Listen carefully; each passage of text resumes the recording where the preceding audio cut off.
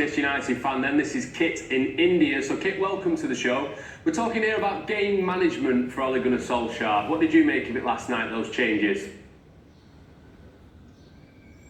Not good. Actually, I'm a firm believer of momentum and, just to get the team settled as soon as possible. And Ole Gunnar Solskjaer making 3 changes from a very good win from Newcastle. I just feel that, he makes too many changes in matches. But I don't know, he is the boss there. But I think that he should have let this team settle for 1 month at least and then try to bring in play through substitution rather than starting them in matches.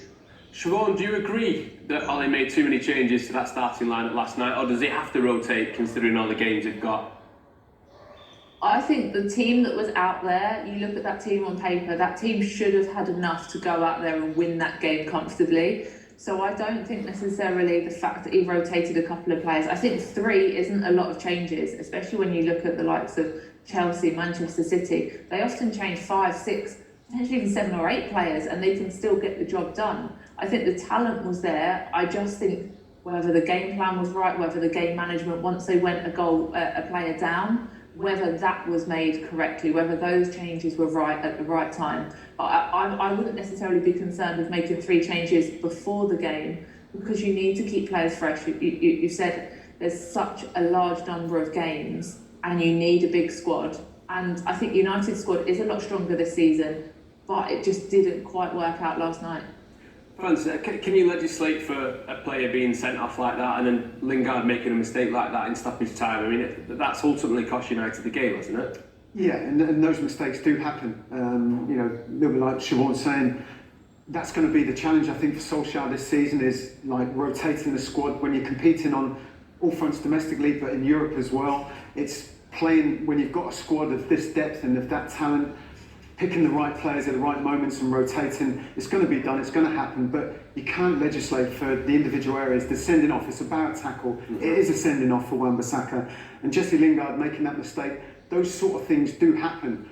But when you're on the back of a poor result like that for United, the questions are always going to come back to Solskjaer and things like substitutions and team selection.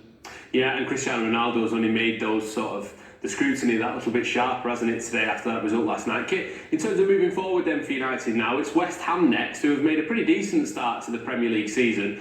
And I guess it's bouncing back already from that result that's the most important thing for United. Can they do it with that fella behind you this weekend? Absolutely, that's what he wants to do, and that's what he is here for. And I think, United will absolutely bounce back. We have a very good record against West Ham. We haven't played that well against them last time around, but we got the result, and we have so many good players, and Jesse Lingard was at West Ham last season, and Bruno Fernandes always scores against West Ham, and so I think we will bounce back really well. The point that I was trying to make last time was that, see, if changes, I can agree that changes has to be made, but the changes he's making them too early for me. Secondly, if Pogba played so well in the central midfield last time around, why was he put left side there? So that was the point that I was trying to make, but it's okay. I understand what our experts are saying, and I completely agree with that. But yes, fingers crossed for West Ham, and I think it would be a cracker of a game, like 3-1, 3-2 maybe, yeah.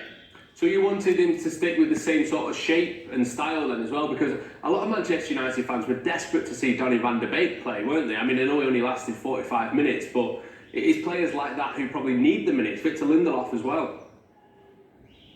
I agree, but the thing is that Donny van de Beek has played everywhere for United in last 1 year, and that is horrible for him and horrible for his fans as well. So I think that if he is so much suited in front of the pitch and Pogba is so much dependable on the center of the midfield, then there was no point of putting them in completely opposite directions. That was my thing.